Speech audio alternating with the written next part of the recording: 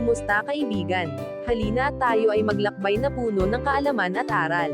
Mula sa mundo ng siyensya, hanggang sa kasaysayan, ating tatalakayin ang iba't ibang paksa na magpapalawak ng ating kaalaman, at magpapaningas ng ating kuryosidad. Kaya kung handa na kayong matuto, mag-relax at mag-enjoy lamang tayo. Tara, at atin ang simulan. Sama-sama tayong mag-explore, at matuto sa ating bagong talakayan. Sama-samang pagkilos, mga programa at inisyatiba, upang mapangalagaan ang kapaligiran. Ang ating kapaligiran, ay ang pinakamahalagang pamana na ipinagkaloob sa atin ng may kapal. Dito natin nakukuha ang lahat ng kailangan natin, upang mabuhay. Mula sa malinis na hangin at tubig, hanggang sa mga pagkain at likas na yaman, na sumusuporta sa ating pang-araw-araw na pamumuhay. Subalit sa paglipas ng panahon, dulot ng mabilis na pag-unlad, paglaki ng populasyon, at hindi tamang paggamit ng mga likas na yaman, unti-unting nasisira at humihina ang kakayahan ng kalikasan, na tayo ay paglingkuran. Ang mga suliranin tulad ng polusyon, pagbabago ng klima, pagkaubos ng kagubatan, at pagkasira ng mga tirahan ng hayop, ay ilan lamang sa mga hamong kinakaharap natin ngayon, na hindi na maaaring ipagwalang bahala. Dahil dito, naging mahalaga at kinakailangan na ang pagkakaroon ng mga organisadong hakbang at patakaran, upang mailigtas at mapangalagaan ang ating paligid. Hindi lamang ito responsibilidad ng pamahalaan, kundi tungkulin din ng bawat institusyon, grupo, at mamamayan. Sa pagtugon sa mga hamong ito, iba't ibang programa at inisyatiba ang binuo at ipinatutupad sa ating bansa, at sa buong mundo, mula sa pagtatanim ng mga puno, tamang pamamahala ng basura, pagtitipid ng enerhiya, hanggang sa pagpapalaganap ng kaalaman tungkol sa tamang pangangalaga sa kalikasan. Ang mga pagsisikap na ito, ay naglalayong maibalik ang sigla ng ating kapaligiran, mapabuti ang kalidad ng buhay, at matiyak na may maayos at ligtas na mundong matatamasa pa, ang mga susunod na henerasyon. Sa aralin na ito, ating tatalakayin at kilalanin ang iba't ibang programa at inisyatibo na isinasagawa, upang mapangalagaan at mapayabong ang ating kapaligiran. Ating alamin ang mga layunin nito, kung paano ito gumagana, at kung paano tayo makababahagi at makakatulong, sa dakilang layunin na panatilihing malinis, lunti, at masagana ang ating mundo. Ano ang hamong pangkapaligiran? Ang hamong pangkapaligiran, ay tumutukoy sa mga seryosong problema at pagbabago sa ating kalikasan, na nagdudulot ng panganib sa buhay ng tao, hayop, halaman, at sa kabuuan ng ating mundo. Ang mga ito ay kadalasang bunga ng hindi maingat, at wastong paggamit ng tao sa mga likas na yaman, pati na rin ang kawalan ng disiplina, at kaalaman sa tamang pangangalaga sa paligid. Narito ang mga pangunahing hamong ating kinakaharap. Polusyon sa hangin at tubig. Ito ang pagdumi at pagkasira ng kalidad ng hangin na ating hinihinga, at tubig na ating ginagamit. Kapag marumi ang ating hangin at tubig, apektado ang kalusugan ng lahat ng nabubuhay na nilalang. Ang usok mula sa mga pabrika, sasakyan, at pagsusunog, ay nagpapadumi sa hangin, at nagdudulot ng mga sakit sa baga at iba pang karamdaman. Samantala, ang pagtatapon ng mga kemikal, dumi, at basura sa mga ilog, sapa, at dagat, ay pumapatay sa mga yamang tubig, at dahilan ng pagkalat ng sakit. Pagdami ng basura. Ang labis na paggamit ng mga produktong gawa sa plastik, at hindi nabubulok na materyales, pati na rin ang maling pagtatapon ng mga ito, ay nagdulot ng matinding problema sa pagtambak ng basura. Marami sa mga ito, ay napupunta sa mga daluyan ng tubig at lupa, na sumisira sa tirahan ng mga hayop, at nagiging sanhi ng pagkalat ng sakit. Ang basurang hindi inaalis ng tama, ay nananatili sa loob ng mahabang panahon, at lalong nagpapabigat sa pasanin ng ating kalikasan. Climate change, o pagbabago ng klima. Ito ay ang mabilis at matinding pagbabago sa lagay ng panahon at temperatura, sa buong mundo. Dulot ito ng pagtaas ng dami ng mga gas na nakukulong sa himpapawid, mula sa usok at polusyon, na nagpapainit sa daigdig. Dahil dito, nagiging mas malakas at mapaminsala ang mga bagyo, nagkakaroon ng matinding tag-init o tagtuyot, at nagbabago ang karaniwang panahon ng pag-ulan. Malaki ang epekto nito sa agrikultura, supply ng tubig, at kaligtasan ng mga komunidad. Pagkakalbo ng kagubatan. Ang patuloy na pagputol ng mga puno para sa pagtatayo ng mga gusali, paggawa ng lupang sakahan, o pagkuha ng kahoy, ay nagdulot ng pagkawala ng ating mga kagubatan.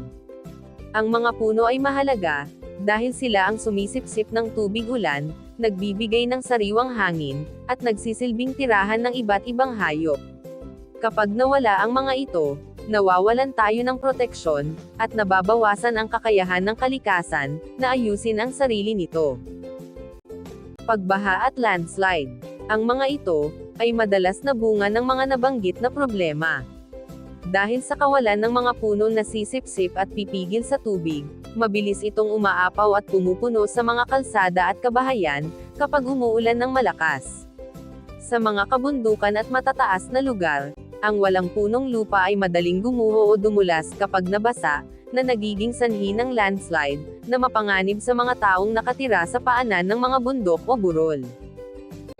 Pandaigdigang pagtugon. Sa harap ng lumalalang mga suliraning pangkapaligiran, na nararanasan sa buong daigdig, kinakailangan ang pagkakaisa at pagtutulungan ng lahat ng bansa. Isa sa pinakamahalagang hakbang na isinagawa ng pandaigdigang pamayanan, ay ang pagtatatag ng isang organisasyon, na mangunguna at gagabay sa mga bansa, tungo sa mas ligtas, mas malinis, at mas maunlad na kinabukasan, para sa kalikasan. Dito nabuo ang United Nations Environment Program, o mas kilala sa tawag na UNEP.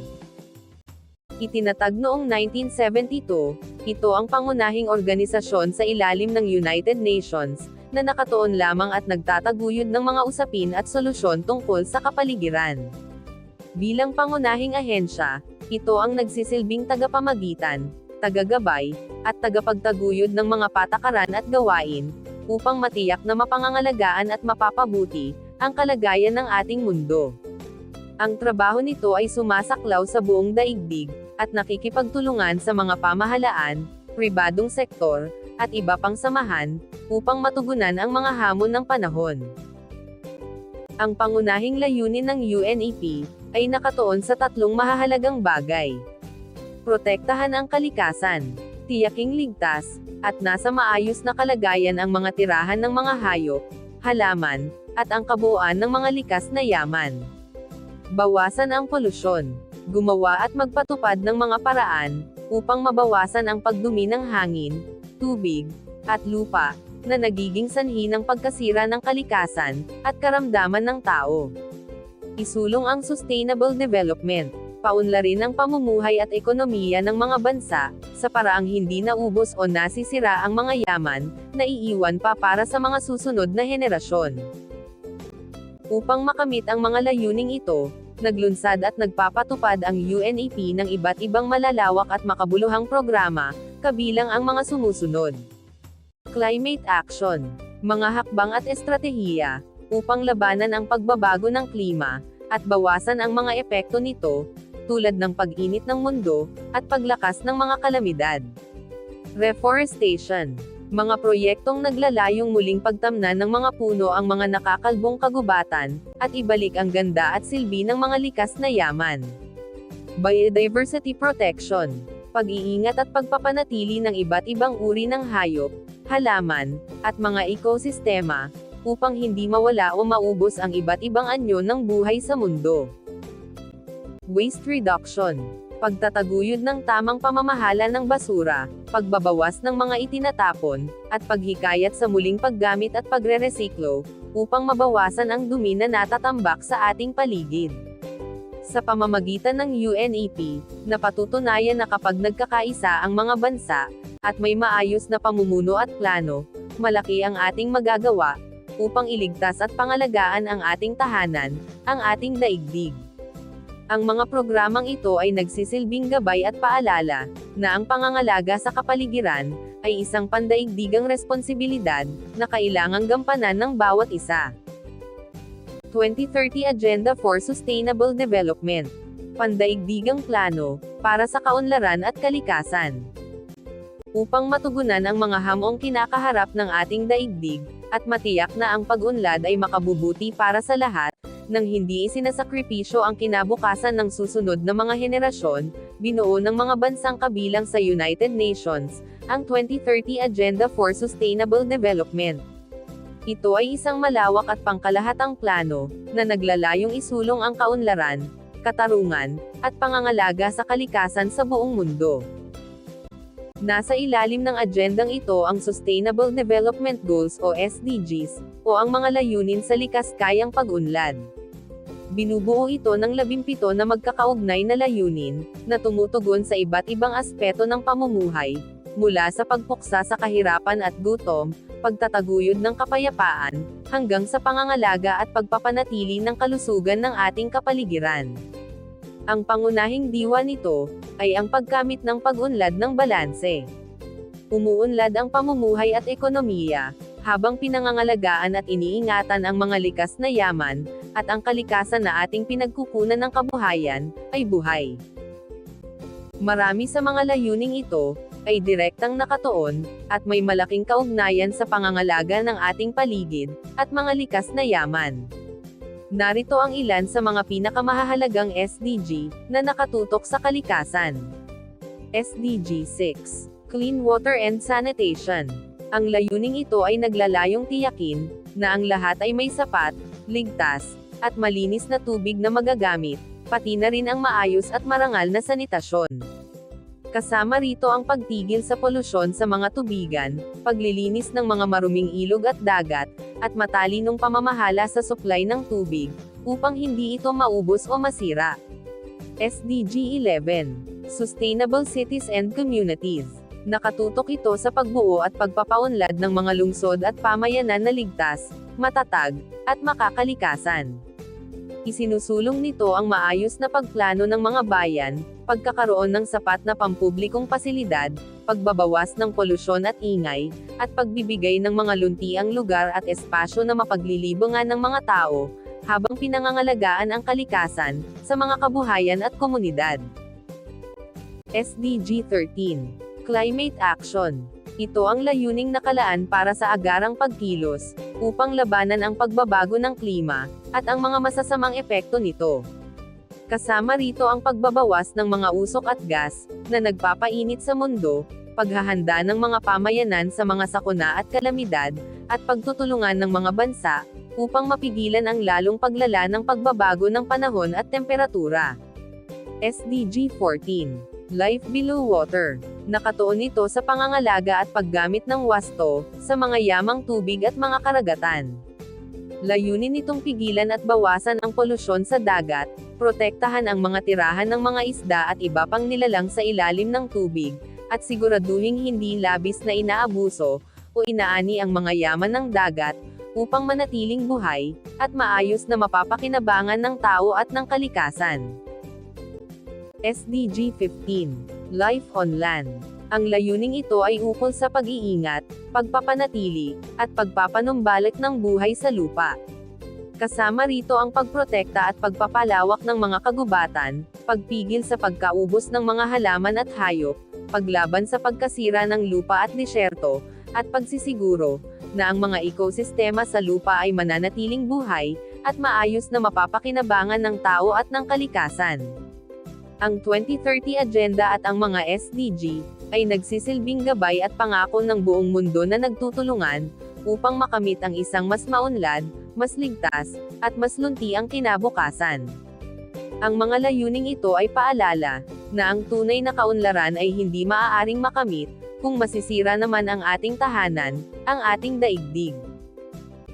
Kahalagahan ng pandaigdigang kooperasyon, sa pangangalaga ng kalikasan. Ang mga suliraning pangkapaligiran, ay walang kinikilalang hangganan o teritoryo. Ang polusyon ay umaanod sa hangin at tubig. Ang epekto ng pagbabago ng klima ay damang-dama sa buong daigdig, at ang pagkaubos ng mga likas na yaman ay problema ng bawat bansa.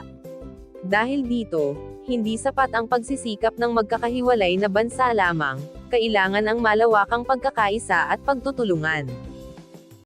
Ito ang diwa ng pandaigdigang kooperasyon. Ang sama-samang pagkilos ng mga bayan, upang harapin ang mga hamon na hindi kayang bigyan ng solusyon ng sinumang bansa, ng nag-iisa. Narito ang mga pangunahing dahilan, kung bakit ito napakahalaga. Sama-samang pagkilos ng mga bansa.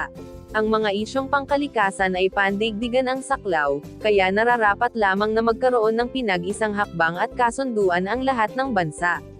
Kapag nagtutulungan at sumusunod sa iisang pamantayan ang mga pamahalaan, nagiging mas mabilis, mas malawak, at mas epektibo, ang mga solusyon na ipinapatupad. Ang bawat kontribusyon ng bawat nasyon, ay nagdaragdag ng lakas sa pangkalahatang pagsisikap, upang mapigilan ang pagkasira ng kalikasan, at maprotektahan ang ating tahanan. Ang pagkakaisa ang nagbibigay ng kakayahang harapin ang mga problemang, tila napakalaki kung titingnan ng mag-isa. Pagbabahagi ng teknolohiya at kaalaman. Hindi lahat ng bansa, ay may pare-parehong antas ng kaalaman, kakayahan, o kagamitan, sa pangangalaga ng kapaligiran. Sa pamamagitan ng kooperasyon, nagkakaroon ng malayang pagpapalitan ng mga impormasyon, resulta ng mga pag-aaral, at makabagong teknolohiya. Ang mga bansang may mas maunlad na paraan, ay nakatutulong sa mga nangangailangan, upang matuto at makagamit ng mga pamamaraang mas malinis, mas matipid, at mas pangkalikasan. Dahil dito, naiangat ang antas ng pangangalaga sa kalikasan saan man sa mundo, at tinitiyak na walang napag-iiwanan sa pag-unlad. Pandaigdigang kampanya, laban sa climate change. Ang pagbabago ng klima ay itinuturing na pinakamalaking banta sa ating panahon. Upang mapigilan ang lalong paglala nito, kinakailangan ang sabay-sabay na pagkilos ng lahat ng bansa, sa pagbabawas ng mga gas na nagpapainit sa daigdig, pagtatanim ng mga puno, at paghahanda sa mga sakuna. Ang pandaigdigang kampanya at kasunduan, ay nagsisilbing gabay at pangako ng bawat bansa, na gagawin nila ang kanilang bahagi. Kung walang pagtutulungan, ang pagsisikap ng ilan ay mawawalan ng halaga, kung patuloy naman na makasisira at magpapabaya ang iba. Ang laban sa climate change ay laban ng bawat isa, at panalo lamang tayo, kung sabay-sabay tayong kikilos. Pagpapanatili ng likas na yaman, para sa susunod na henerasyon. Ang mga yaman ng ating daigdig ay limitado, at ang pamana ng kalikasan na hindi lamang para sa atin, kundi para rin sa mga susunod pang henerasyon. Sa pamamagitan ng pandaigdigang kooperasyon, nagkakaroon ng mga patakaran at kasunduan, upang masubaybayan at makontrol ang paggamit ng mga likas na yaman. Tinitiyak nito na ang ating pag-unlad ngayon, ay hindi magiging dahilan ng pagkaubos o pagkasira ng mga bagay, na kakailanganin pa ng ating mga anak at apo. Ang pagtutulungan ay nagsisiguro, na ang mundong ating iiwan, ay mananatiling masagana, malinis, at maayos para sa mga darating pa. Pambansang pagtugon. Mga batas at ahensya, para sa pangangalaga ng kalikasan sa Pilipinas. Bilang pagkilala sa kahalagahan ng ating likas na yaman, at sa mga banta na dulot ng pagkasira ng kapaligiran, nagpatupad ang ating bansa ng iba't ibang batas pangkapaligiran. Ang mga ito ay nagsisilbing matibay na pundasyon at gabay, upang matiyak na mapangalagaan, mapapanatili, at mapapakinabangan natin ng wasto ang kalikasan, para sa kasalukuyan at sa hinaharap. Ang mga batas na ito, ay hindi lamang mga nakasulat na alituntunin, kundi mga konkretong hakbang ng pamahalaan, na tugunan ang mga suliraning pangkapaligiran. Ang mga pangunahing layunin ng mga batas na ito, ay nakatuon sa tatlong mahahalagang bagay. Protektahan ang kalikasan, siguraduhing ligtas, at nasa maayos na kalagayan ang ating mga kagubatan, karagatan, lupa, at iba pang likas na yaman, mula sa labis na paggamit at paninira. Panatilihin ang kalusugan ng mamamayan. Tiyakin na ang paligid ay malinis at ligtas, upang hindi magkaroon ng mga sakit at karamdaman, na dulot ng maruming tubig. Maiwasan ang polusyon at sakuna. Magtakda ng mga pamantayan at paghihigpit, upang mapigilan ang pagdumi ng hangin, tubig, at lupa, at mabawasan ang panganib ng mga kalamidad, tulad ng pagbaha at pagguho ng lupa. Upang matiyak na maayos na naipatutupad ang mga batas at programa, itinalaga ang mga pangunahing ahensya na may tiyak na tungkulin at responsibilidad. Department of Environment and Natural Resources, o DENR. Ito ang pangunahing ahensya ng pamahalaan, na may pangunahing tungkulin na pangalagaan at pamahalaan ang kapaligiran, at lahat ng likas na yaman ng bansa. Ang DENR ang nangunguna sa paggawa ng mga patakaran, pagpapatupad ng mga batas, at paglulunsad ng mga proyekto, tulad ng pagtatanim ng mga puno, paglilinis ng mga ilog, at pagprotekta sa mga tirahan ng mga hayop at halaman. Sila rin ang nagbabantay, upang masiguro na ang paggamit natin sa mga yaman ay wasto, makatarungan, at hindi labis-labis. Local Government Units, o LGU. Kasama at katuwang ng pambansang ahensya, ang mga pamahalaang lokal o LGU. Binubuo ng mga pamahalaang panlalawigan, panglungsod, pambayan, at barangay. Sila ang direktang namamahala sa kapaligiran sa kani-kanilang nasasakupan.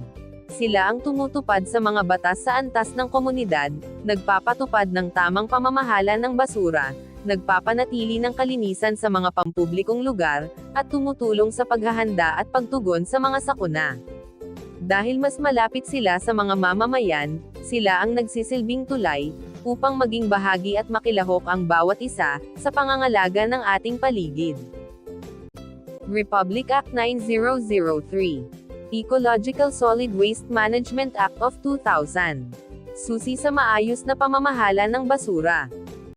Ang Republic Act 9003, o mas kilala bilang Ecological Waste Management Act of 2000, ay isa sa pinakamahalagang batas pangkapaligiran sa Pilipinas. Ito ay ipinasa at ipinatupad, upang tugunan ang lumalalang problema sa pagdami, at maling pamamahala ng basura sa ating bansa. Ito ang nagsisilbing pangunahing gabay at alituntunin, kung paano dapat pangasiwaan, bawasan, at itapon ang mga dumi at kalat sa bawat tahanan, pamayanan, at buong bansa. Ang pangunahing layunin ng batas na ito, ay ang magkaroon ng maayos, sistematiko, at pangkalikasang pamamahala ng basura. Nais nitong baguhin ang nakagawiyang paraan ng pagtatapon ng lahat ng uri ng basura, sa iisang lugar lamang. Sa halip, itinataguyod nito ang mas malawak at pangmatagalang solusyon, upang mabawasan ang dami ng itinatapon, mapakinabangan muli ang mga bagay na maaari pang gamitin, at matiyak na ang mga natitirang dumi, ay itatapon sa paraang hindi makakasira sa kalikasan, at kalusugan ng tao. Upang maisakatuparan ang mga layunin nito, nakasaad sa RA 9003 ang mga sumusunod na mahahalagang alituntunin at panuntunan. Segregation ng basura. Ito ang paghihiwalay ng mga basura ayon sa uri, bago pa man ito kolektahin. Kinakailangang ibukod ang mga nabubulok, tulad ng mga balat ng prutas at gulay, di nabubulok, tulad ng plastik at lata, at mga nareresiklo o mapapakinabangan pa. Ito ang pinakamahalagang hakbang, upang mapadali ang tamang paggamot, at pagtatapon ng bawat uri ng kalat. Reduce, reuse, recycle, o 3Rs. Isinusulong ng batas ang paggamit ng prinsipyong ito, bilang pangunahing solusyon sa problema ng basura. Reduce. Bawasan ang paggamit ng mga materyales na magiging basura agad, at iwasan ang mga produktong may sobrang balot. Reuse. Gamiting muli ang mga bagay na mayroon pa ring silbi, sa halip na itapon agad. Recycle. Baguhin ang anyo at gamit ng mga patapon na bagay, upang maging bagong produkto, at mapakinabangan muli. Pagtatatag ng Materials Recovery Facility, o MRF. Iniuutos ng batas, na dapat magkaroon ng MRF sa bawat barangay, o samahan ng maliliit na barangay. Ito ay isang pasilidad, kung saan dinadala, inaayos, at pinaghihiwalay ang mga basura. Dito tinatabi ang mga bagay na maaari pang ibenta, gamitin muli, o gawing pataba, habang ang mga tunay na basura lamang, ang dadalhin sa tamang tapunan. Pagbabawal sa open dump sites. Mahigpit na ipinagbabawal ang pagtatambak, at pagtatapon ng basura ng hayagan, o sa mga bukas na lugar, o open dump site, na walang tamang proteksyon. Ang mga ito ay pinapalitan ng mga sanitary landfill, o mga pasilidad na may maayos na disenyo, upang hindi tumagas ang dumi at likido sa lupa at tubig, at hindi maging pinagmumulan ng sakit. Ang pagsunod at maayos na pagpapatupad ng batas na ito, ay may malalim at malaking kahalagahan para sa ating lahat.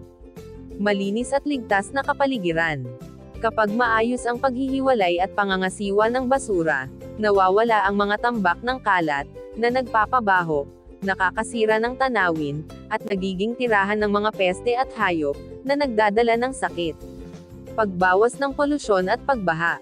Ang mga basurang hindi na itinatapon kung saan-saan, ay hindi nakababara sa mga kanal, estero, at daluyan ng tubig.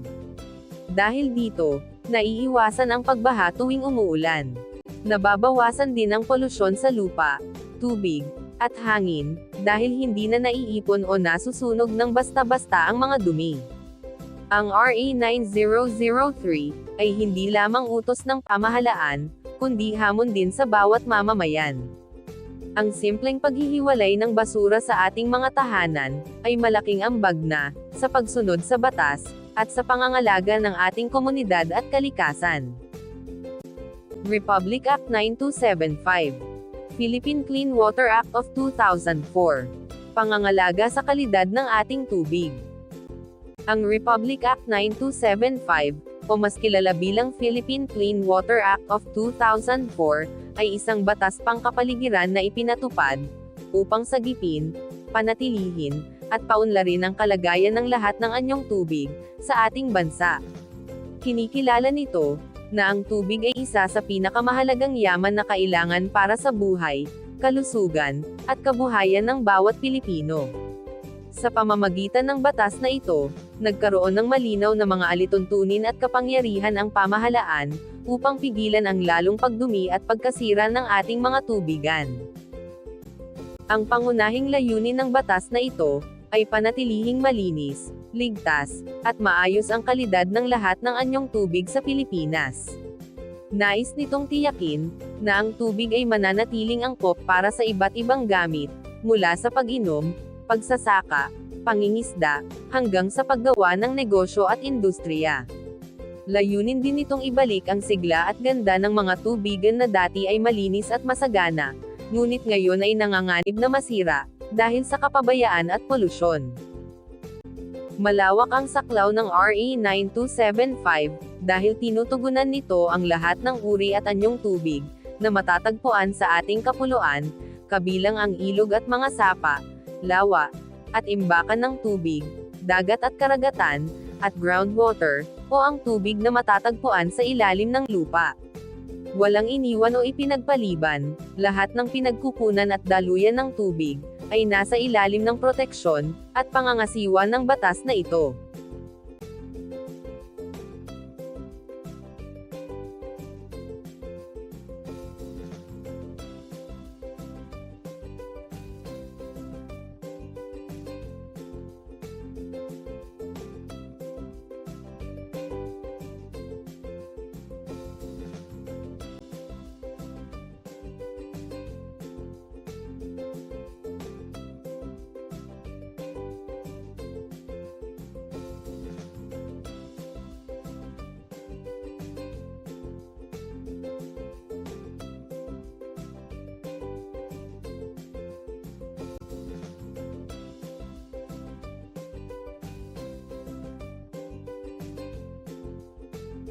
Wastewater treatment, o paglilinis ng maruming tubig.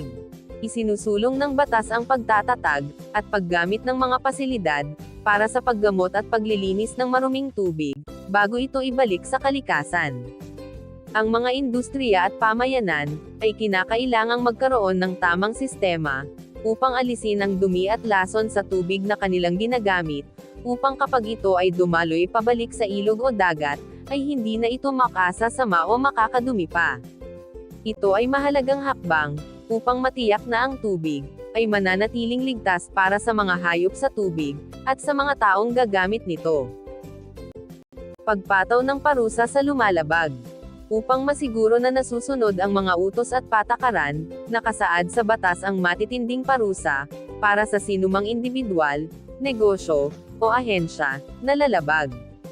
Ang mga kaparusahan ay maaaring mula sa pagbabayad ng malaking multa, pagpapasara ng mga establishmentong lumalabag, hanggang sa pagkakulong, depende sa bigat at lawak ng pinsalang na idulot sa kapaligiran, at kalusugan ng tao.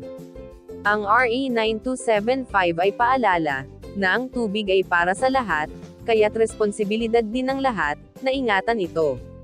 Ang malinis na tubig ay buhay, at sa pamamagitan ng pagsunod sa batas na ito, sinisiguro nating may malinis at masaganang tubig tayong matatamasa ngayon, at ng mga susunod pang henerasyon. Republic Act 8749, o Philippine Clean Air Act of 1999. Pangangalaga sa kalidad ng hangin. Ang Republic Act 8749, o mas kilala bilang Philippine Clean Air Act of 1999, ay isang mahalagang batas na ipinatupad, upang matugunan ang lumalalang problema ng pagdumi ng hangin sa ating bansa. Kinikilala nito, na ang malinis na hangin ay karapatan ng bawat mamamayan, at mahalagang salik sa malusog at ligtas na pamumuhay. Sa pamamagitan ng batas na ito, nagkaroon ng matibay na patakaran at kapangyarihan ang pamahalaan na pigilan, bawasan, at wakasan ang mga gawaing sumisira sa kalidad ng hangin na ating hinihinga. Ang pangunahing layunin ng RA 8749, ay mabawasan at tuluyang maalis ang polusyon sa hangin. Nais nitong tiyakin, na ang hangin sa ating paligid, mula sa mga syudad hanggang sa mga kanayunan, ay nasa antas na ligtas para sa tao, hayop, halaman, at sa kabuuan ng ating kapaligiran. Layunin din nitong ibalik ang kalinisan ng hangin, at protektahan ang kalikasan mula sa masasamang epekto ng mga kemikal at dumi, na inilalabas sa himpapawid. Upang maisakatuparan ang layunin nito, nakasaad sa batas na ito ang mga sumusunod na mahahalagang alituntunin, at ipinag-uutos na hakbang. Pagkontrol sa usok ng sasakyan. Ang mga sasakyan, ay isa sa pinakamalaking pinagmumulan ng polusyon sa hangin. Dahil dito, mahigpit na ipinapatupad ng batas ang pagsusuri at pagsubok sa mga sasakyan, upang matiyak na hindi sila nagbubuga ng sobra at maitim na usok. Ipinagbabawal ang paggamit ng mga sasakyang luma at sira, na naglalabas ng maruming usok, at inaatasan ang mga may-ari na panatilihing nasa maayos na kondisyon ang kanilang mga sasakyan, upang hindi makadumi sa paligid. Pagbabawal sa mapanganib na usok mula sa pabrika. Ang mga industriya at pabrika, ay kinakailangang sumunod sa mahihigpit na pamantayan, bago makapaglabas ng usok o gas sa himpapawid. Mahigpit na ipinagbabawal ang pagbuga ng mga usok, na naglalaman ng matitinding kemikal at lason, na nakapipinsala sa kalusugan at kalikasan. Inaatasan ang mga pabrika, na magkaroon ng mga kagamitan na sasala, at maglilinis ng usok, bago ito pakawalan sa labas. Pagsusulong ng malinis na enerhiya.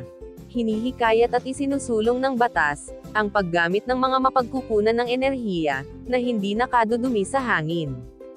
Ito ay upang unti-unting mapalitan ang paggamit ng mga gatong, tulad ng uling at langis, na nagbubuga ng maraming usok, at sa halip ay gamitin ang enerhiyang galing sa araw, hangin, tubig, at iba pang likas at malinis na pinagkukunan.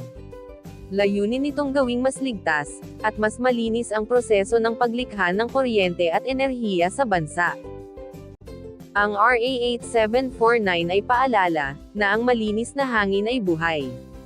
Ang pagsunod natin sa batas na ito, ay hindi lamang pagsunod sa utos ng pamahalaan, kundi pagmamahal at pag-iingat sa ating sariling kalusugan, at sa kinabukasan ng ating daigdig. Iba pang batas na ordinansa. Karagdagang proteksyon sa ating kapaligiran. Bukod sa mga pangunahing pambansang batas na ipinapatupad, tulad ng RA 9003, RA 9275, at RA 8749, mayroon pa ring iba't ibang patakaran at regulasyon na binuo, at ipinapatupad sa antas ng lokal na pamahalaan. Ang mga ito ay tinatawag na mga lokal na ordinansa, mga alituntuning iniaakma sa tiyak na pangangailangan, at kalagayan ng bawat bayan, lungsod, o barangay. Ang mga ordinansang ito, ay nagsisilbing karagdagang lakas at suporta, upang masiguro na ang pangangalaga sa kalikasan ay abot kamay, at nararamdaman sa bawat komunidad. Narito ang ilan sa mga karaniwang halimbawa ng mga patakarang ito. Anti-plastic ordinances. Ito ang mga ordinansang nagbabawal, o naglilimite sa paggamit ng mga plastik na supot, at iba pang produktong plastik, na matagal mabulok, o nagiging sanhi ng malawakang polusyon.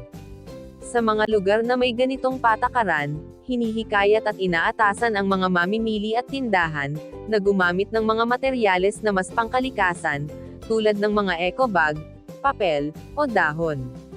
Layunin nitong bawasan ang dami ng basurang plastik na nakakalat sa mga kalsada, kanal, at daluyan ng tubig.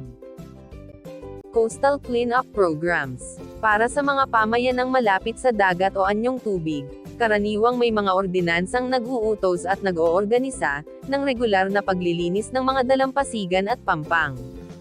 Ito ay hindi lamang gawain ng pamahalaan, kundi pagtutulungan din ng mga residente.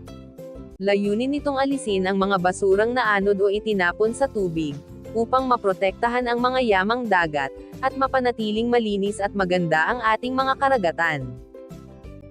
Tree Planting Ordinances. May mga lokal na pamahalaan, na naglulunsad ng mga ordinansa, na nag-uutos ng pagtatanim ng mga puno sa mga bakanteng lupa, tabing kalsada, mga paaralan, at mga pampublikong lugar. Mayroon ding mga patakaran, na nagbabawal sa pagputol ng mga puno nang walang kaukulang pahintulot.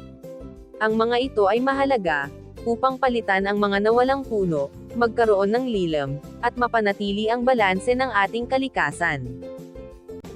No Littering Policy. Ito ang isa sa pinakamadalas at pinakasimpleng ordinansa, ngunit may pinakamalaking epekto. Mahigpit na ipinagbabawal ang pagtatapon ng anumang uri ng basura, maliit man o malaki, sa mga kalsada, bangketa, parke, at iba pang pampublikong lugar. May kaakibat itong parusa o multa, para sa sinumang mahuhuling lumalabag. Layunin nitong hubugin ang disiplina ng bawat mamamayan, na panatilihing malinis ang kapaligiran, at huwag iwanan ang kanilang kalat kung saan-saan. Mahalagang papel ng local government units. Ang tagumpay ng mga batas at ordinansang ito, ay nakasalalay sa aktibong pakikilahok at pamumuno ng mga local government units, kabilang ang mga pamahalaang panlalawigan, panglungsod, pambayan, at barangay. Bilang pinakamalapit na ahensya sa mga mamamayan, narito ang kanilang mahahalagang tungkulin. Pagpapatupad ng batas. Ang LGU ang pangunahing responsable, sa pagtiyak na nasusunod ang mga patakaran. Sila ang nagbabantay, nagmamanman, nagpaparusa sa mga lumalabag sa mga ordinansa at pambansang batas. Sila rin ang nagtatatag ng mga sistema at pasilidad na kailangan, upang maging posible ang pagsunod ng lahat. Environmental campaigns. Sila ang namumuno sa pagpapalaganap ng kaalaman at edukasyon, tungkol sa kahalagahan ng pangangalaga sa kalikasan. Sa pamamagitan ng mga seminar, anunsyo, programa sa radyo, at iba pang paraan, ipinapaliwanag nila sa publiko ang mga patakaran, ang mga dahilan kung bakit ito kailangan, at kung paano makakatulong ang bawat isa. Community Cleanup Drives. Ang mga LGU ang nag-oorganisa at nagtutulak ng mga gawaing pangkomunidad, tulad ng sabay-sabay na paglilinis ng mga barangay, kanal, at mga pampublikong lugar. Hinihikayat nila ang mga residente, mag-aaral, at iba pang grupo, na makilahok sa mga gawaing ito, upang mapanatiling malinis at maayos ang buong pamayanan. Ang mga batas at ordinansang ito, ay patunay na ang pangangalaga sa kalikasan ay nagsisimula sa ating sariling bakuran at komunidad. Sa pamamagitan ng matibay na pamumuno ng LGU, at masigasig na pagsunod ng bawat mamamayan, tiyak na mapapanatili nating malinis, ligtas, at masagana ang ating kapaligiran. Papel ng mamamayan. Ang pangunahing tagapangalaga ng kalikasan. Ang tagumpay ng lahat ng programa, batas, at patakaran, para sa pangangalaga ng kapaligiran, ay hindi lamang nakasalalay sa pamahalaan, o sa mga malalaking organisasyon. Sa huli, ang tunay na pagbabago, ay magmumula sa bawat isa sa atin, sa bawat mamamayang Pilipino. Tayo ang pinakamalaking puwersa, na may kakayahang magligtas o sumira sa ating daigdig. Ang ating mga kilos, gawi, at desisyon sa araw-araw, ay may direktang epekto sa kalagayan ng ating paligid. Bilang bahagi ng lipunan, narito ang mga mahahalagang tungkulin at papel, na dapat nating gampanan. Sumunod sa batas. Ang mga batas at ordinansang pangkapaligiran, ay ginawa hindi lamang para magbawal, kundi upang protektahan tayo, at ang ating kinabukasan. Ang simpleng pagsunod sa mga alituntunin, tulad ng pagbabawal sa pagsusunog ng basura, pagdumi sa mga ilog, o paglabag sa mga patakaran sa usok ng sasakyan, ay malaking tulong na. Ang pagsunod sa batas, ay tanda ng ating disiplina, at paggalang sa karapatan ng iba, na mabuhay sa malinis at ligtas na kapaligiran. Kapag sumusunod tayo, tinutulungan nating maging maayos at epektibo, ang mga sistemang itinakda para sa ating lahat. Makilahok sa clean-up drive. Ang paglilinis ng ating paligid, ay hindi lamang trabaho ng mga basurero o ng pamahalaan, tungkulin ito ng bawat may bahagi sa komunidad. Dapat tayong kusang loob na sumali at makilahok sa mga clean-up drive, paglilinis ng mga kanal, at mga gawaing paglilinis na inilulunsad ng ating barangay, paaralan, o samahan. Sa pamamagitan ng pag-aambag ng ating oras at lakas, ipinapakita nating pinahahalagahan natin ang ating tahanan, at handa tayong kumilos, upang panatilihin itong maayos at malinis. Magtanim ng puno at halaman. Ang pagtatanim, ay isa sa pinakamagandang regalo na maibibigay natin sa kalikasan, at sa mga susunod pang henerasyon. Bilang mamamayan, dapat nating gawing kaugalian ang magtanim, maging sa ating mga bakuran man, sa mga paso, o sa mga inilang lugar para sa pagtatanim. Ang bawat punong ating itinanim, ay nagbibigay ng sariwang hangin, lilam, at proteksyon laban sa baha at init. Kahit isang halaman lamang ang iyong itanim at alagaan, ito ay may malaking ambag na sa pagpapanatili ng balanse ng ating ekosistema. Mag-segregate ng basura. Ang maayos na pamamahala ng basura, ay nagsisimula sa ating sariling tahanan. Ang paghihiwalay ng nabubulok, di nabubulok, at nare-resiklo, ay isang simpleng gawain, ngunit napakalaki ng epekto. Bilang responsableng mamamayan, dapat nating sundin ang tamang pagbubukod ng basura, bago ito ibigay sa mga taga-kolekta. Huwag nating pagsama-samahin ang lahat ng kalat. Sa ganitong paraan, napapadali ang paggamit muli, o paggawa ng pataba mula sa basura, at nababawasan ang dami ng itinatapon sa mga tapunan, na nagiging sanhi ng polusyon at sakit. Maging responsableng mamamayan. Higit pa sa mga nabanggit na gawain, ang tunay na papel natin, ay ang maging isang responsableng mamamayan sa lahat ng oras. Ito ay nangangahulugan ng pagiging maingat sa lahat ng ating kilos at galaw, pag-iwas sa paggamit ng mga bagay na nakakasira sa kalikasan, pagtitipid sa tubig at kuryente, at pagiging maalam sa mga isyong pangkapaligiran. Kasama rin dito ang pagiging matapang na magsalita at magturo sa iba, at pagtutuwid ng mga maling gawain ng iba kung kinakailangan.